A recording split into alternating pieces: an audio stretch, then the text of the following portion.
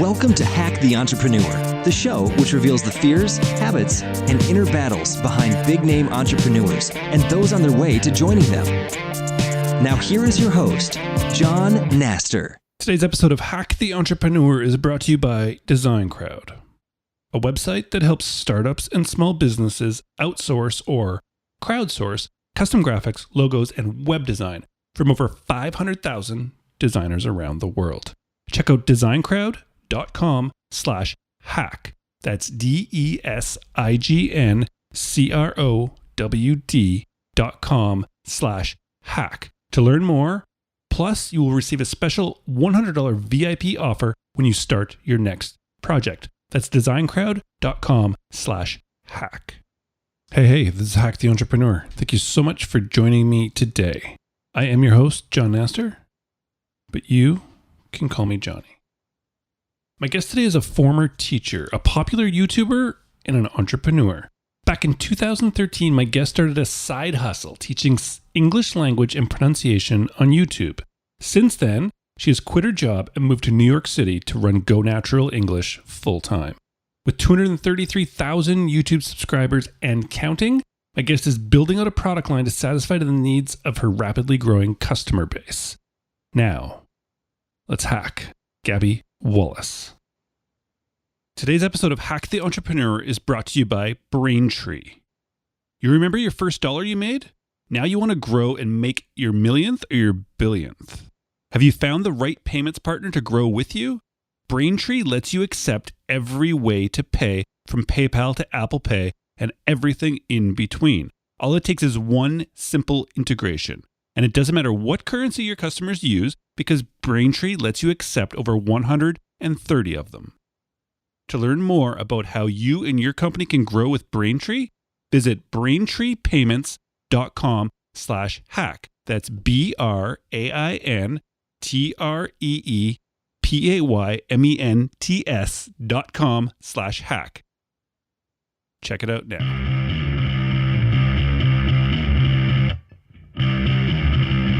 We are back with another episode of Hack the Entrepreneur. And today we have a very, very, very special guest. Gabby, welcome to the show. Hey, how's it going, John? I'm psyched to be here. And hello, entrepreneurs. How's it going? It's going very well. Thanks for stopping by. Yeah, no, it's my pleasure. I'm excited to talk with you today and share a little of my experience. Awesome. So let's do it. Yeah. Gabby, you do many, many things. Today we are talking to Gabby, the entrepreneur. So can you tell me, what is the one thing that you do that you feel has been the biggest contributor to your successes so far? Yeah. So without getting too deep into my background, I'm sure that this will come up. The number one thing that has been a really successful choice was to believe in collaboration, not competition with others in my field, in my niche. So I think there's this tendency to see other people who are doing something similar. Well, I'll just tell you, I teach English as a second language online. That's how I got started with my online business. And I was a classroom teacher for many years. And I'm not the only one doing it. Believe it or not, there are other people teaching English as a second language online, other people who have courses, digital products, other people who have YouTube channels on this very same topic.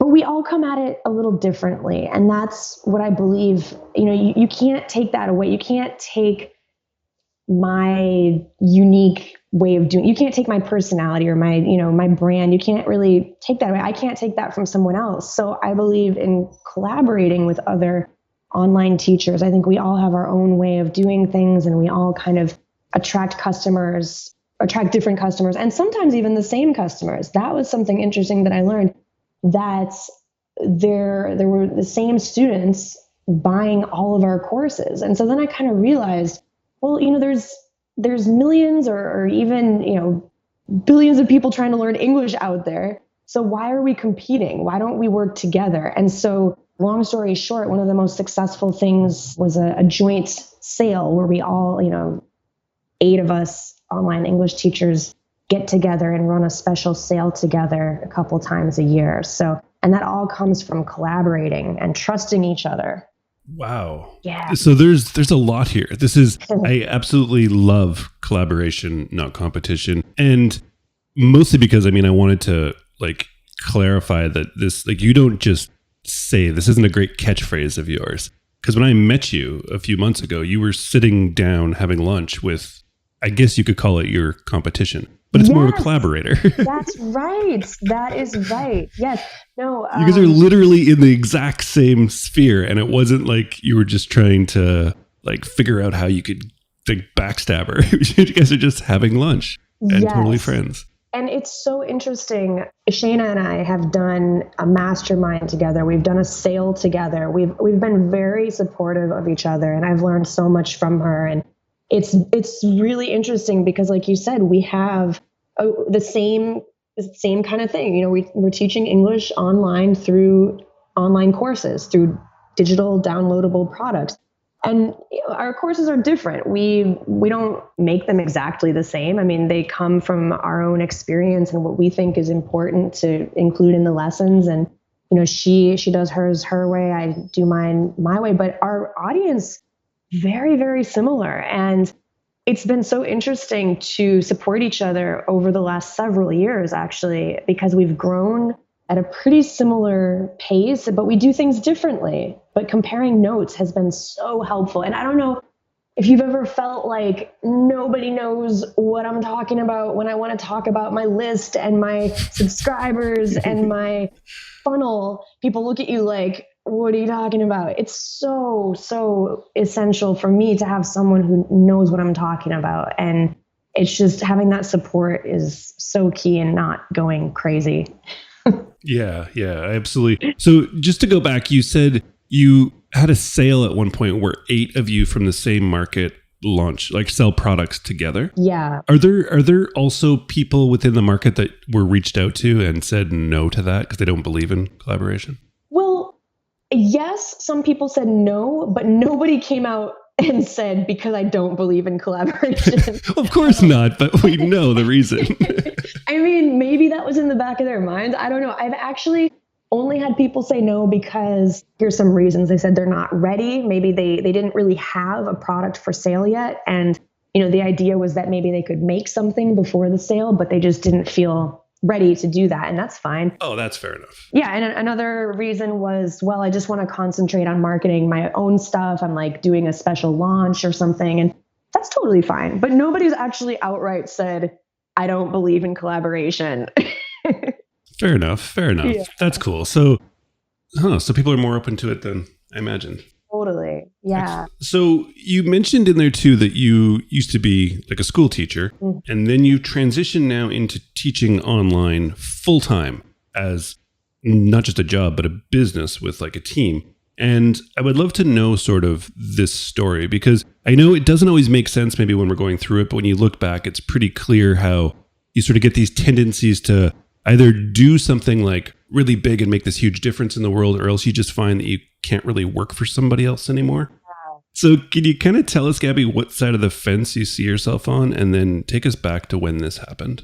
Oh, wow. Well, I'm a pretty responsible person, and I found it really difficult to figure out when would be the right moment to leave my stable, steady paycheck. I was so afraid, that I wouldn't be able to replace that income, or that it would be so unstable that I would feel like I wasn't being responsible, financially or whatever. So actually the biggest blessing that ever happened was I was invited to quit my job in early 2015. And by that point, I had built up my own business to the point where it was actually matching my regular paycheck. And I was kind of scared to make that leap. I didn't want to be a quitter, but blessing in disguise, got invited to leave, and I did. And that was when I went full time on my own business. And the crazy thing is, before I left that job, I was working probably about 15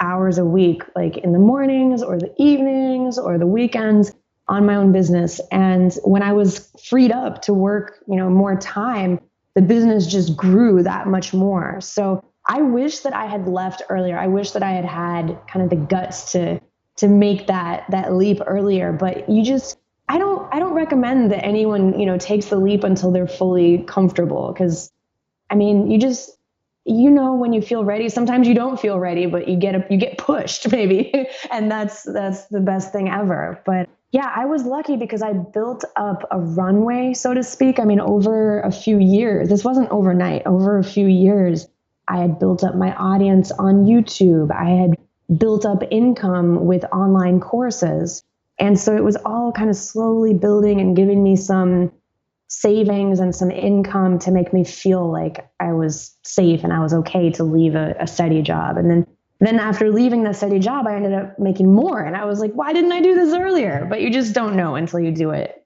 Yeah. And I don't want to, but I'm going to completely disagree with you. Okay. Because you said that you were lucky because when you got let go from your job, you had built up this business over years of working on the side. That's not luck. Oh, that's you like working your butt off to have, like, I was going to say, because if that in 2013, when you had the opportunity to get let go, I mean, think how stressful that would be if you hadn't have had that. Totally. Very true. Yeah. It's not luck. You totally did it. You set yourself up for that. And that's awesome. And it's true. You don't know when you would have left if you weren't sort of pushed, but you had the business to allow the push to take place. Yeah. And it's sort of like, doing your own thing, having a side hustle, your own business, whatever you want to call it. It's kind of like an insurance policy on that. I mean, when you're working for someone else, it can be great, but you also don't know when that position or when that opportunity will end. So, being a super safety oriented person, I'm like, I want to have this plan B, and it grew, and thank goodness, through hard work. Yeah, it wasn't overnight, but yeah, it worked out. Yeah, exactly. And so with like starting on YouTube for years, you said, you just literally thought, well, I teach already, so I'll just teach, but record them and start putting them onto YouTube? Yeah. So I wanted to do something productive, something outside of my teaching responsibilities. I kind of had this idea that if you create stuff, that it could become an asset, but I didn't really know how. I had no business plan. I didn't know how to make an online course. I didn't even really know how to get people to pay me for anything besides having a regular job. So I just thought, okay, if I make stuff, that video is going to be around, and that's cool. Maybe that'll be something good in the future. And I just wanted to help my students that I had at that time. I had a very small class of about 8 students, and they always would ask me these interesting questions. And I felt like we didn't have enough time in the class to really cover all their questions and the, materials that we were supposed to be covering. So I just thought, okay, well, I had a lot of downtime at that job, to be honest. So I would kind of go off and record tutorials for my students. And then I put them on YouTube because I couldn't email them because the files were too big. So I never had this master plan to be a YouTuber. It was just because I needed a way to send these tutorials to my students. But then, the videos were public, and I realized after a month or two that there were more than 8 views. There were a couple hundred views. And I was like, there's something here. Or maybe, there's one obsessive student who's watching 200 times. I don't know, but maybe there's something here. So I kept doing it. So that's it. I love it. It doesn't typically make sense going through, no master plan, but just doing things. And you're right, creating stuff creates these assets that you don't even necessarily know how big or how valuable they'll get when you create them. Yeah, well, and now my YouTube channel is the base of my business. I would have nothing if I hadn't started on YouTube, because that's where I get mostly all of my traffic from to my English teaching website. 230,000 subscribers. It's a lot of people. Yeah. That's awesome. Yeah, thank you.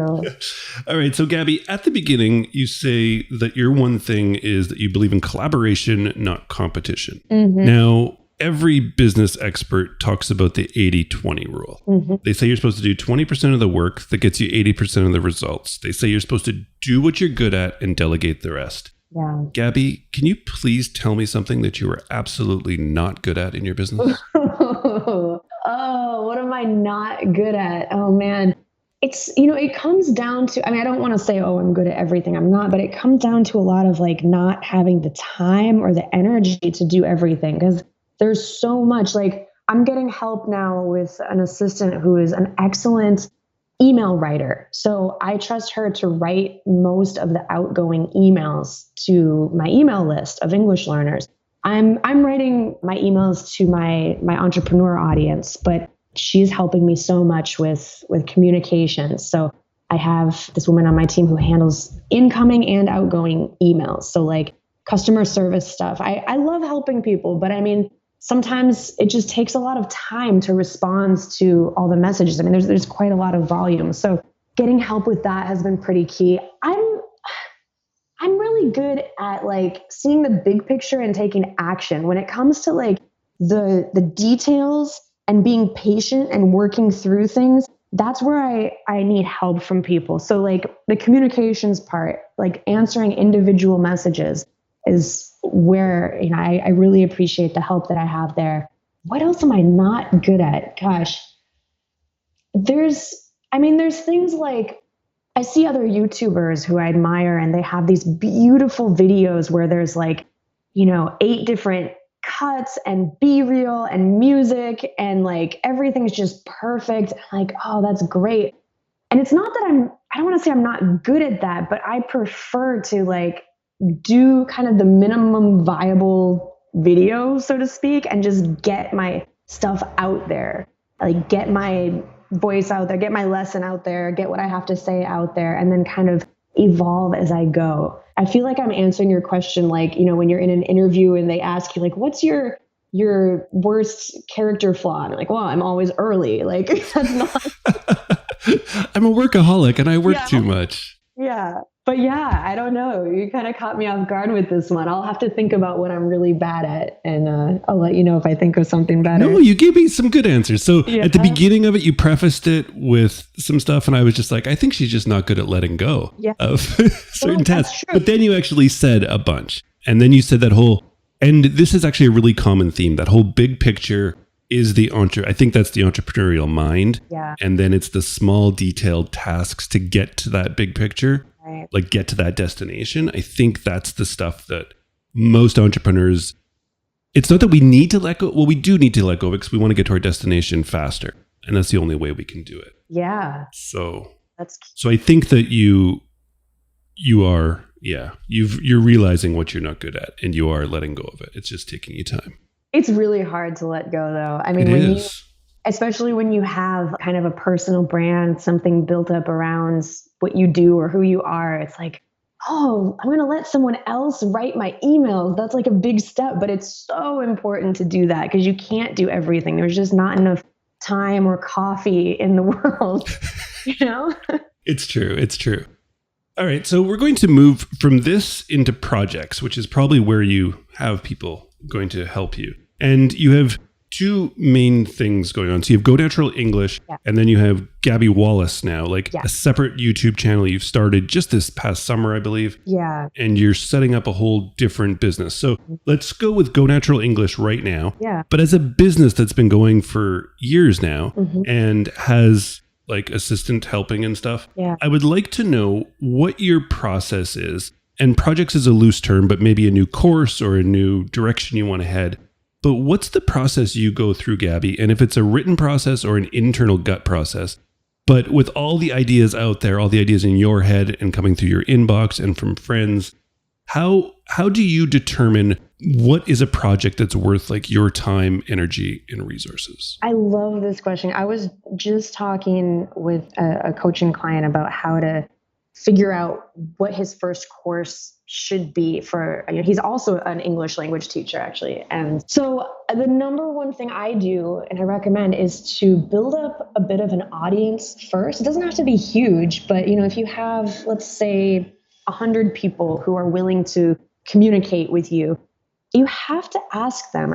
I've had success when I ask my audience what they want and I give them some variation of that. I have to look at what they want plus what I'm willing to do, right? So if they say like, yeah, I want you to personally coach me in English for $5 an hour. I'm like, well, let's think about what I can actually do realistically. But Right. I have not had success when I just think things through in my head, only in my head. And I'm like, oh yeah, this would be an awesome course. And let me make this and let me offer this for sale. And I do it all inside my head. I think that's a huge mistake. It's a huge trap when we get stuck inside our own heads thinking about what would be cool for us, because you're not buying your product. Your audience is buying your product or your course. So you have to ask them what they want, what they need, what they're willing to pay for.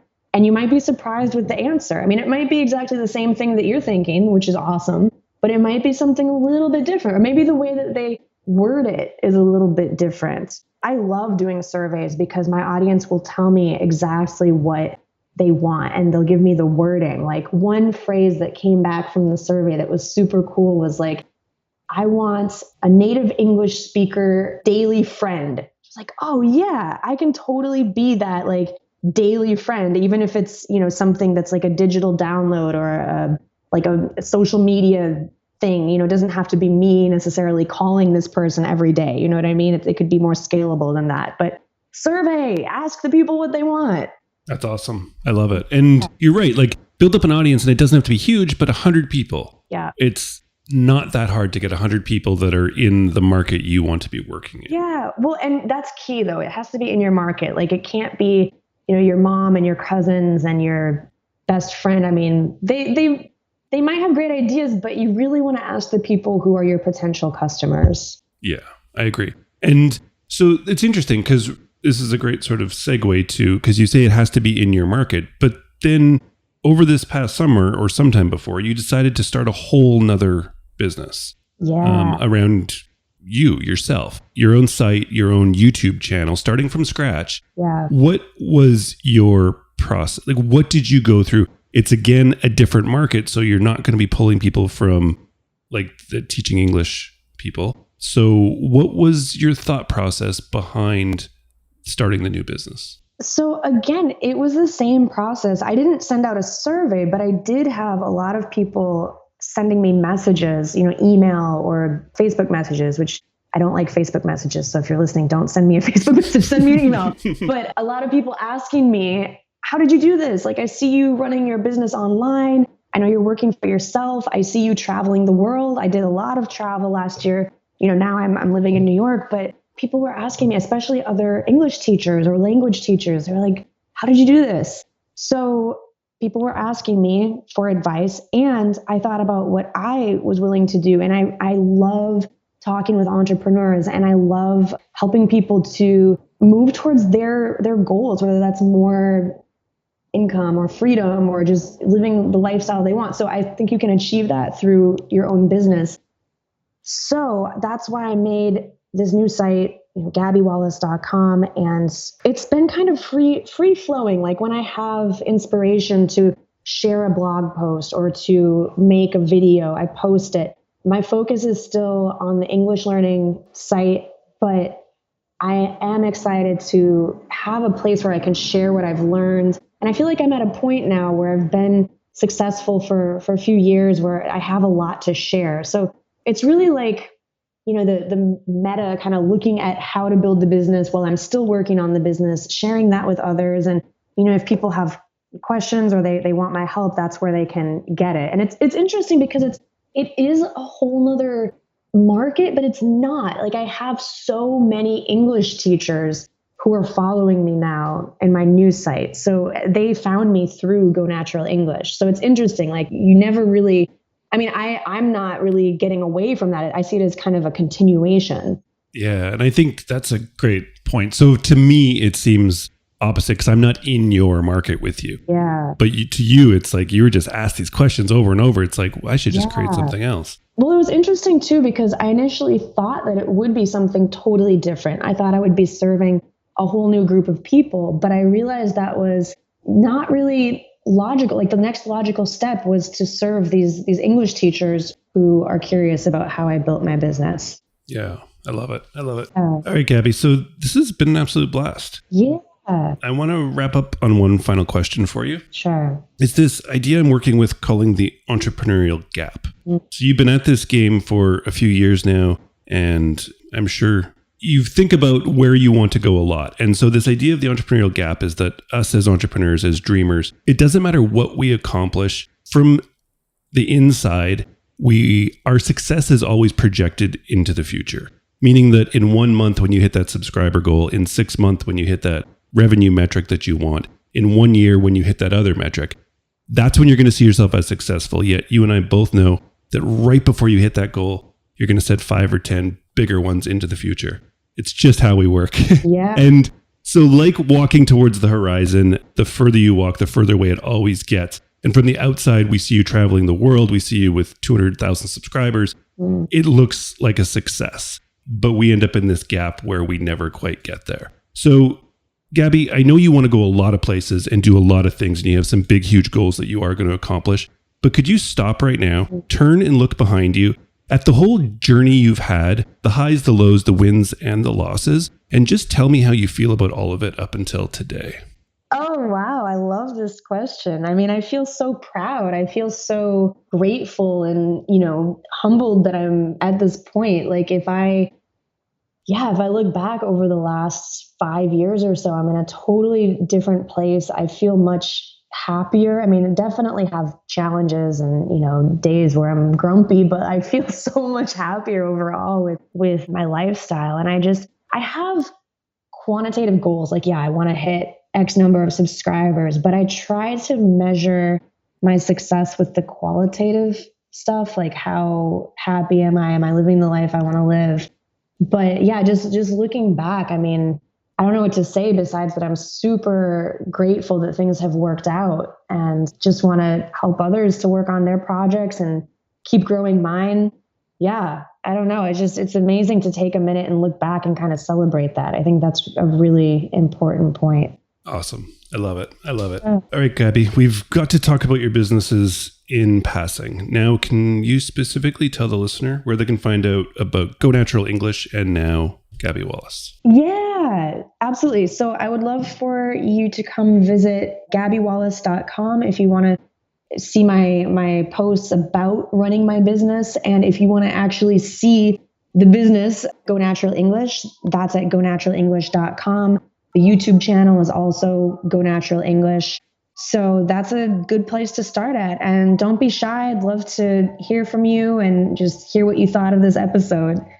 Excellent. And at Gabby A. Wallace is on Twitter. Yes. And Facebook. We'll find a link as well. But as she said, don't leave her any Facebook messages because she doesn't like them. But I like messages. I prefer email. It keeps it more organized.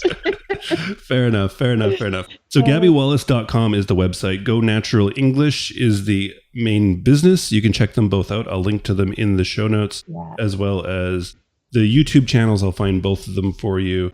And there's contacts, like you can click on a link to contact me through the website. Oh, excellent. Perfect.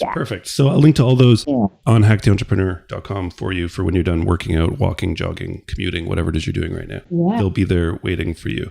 So Gabby, once again, thank you so much for stopping by. I really 100% truly appreciate you being so open with us.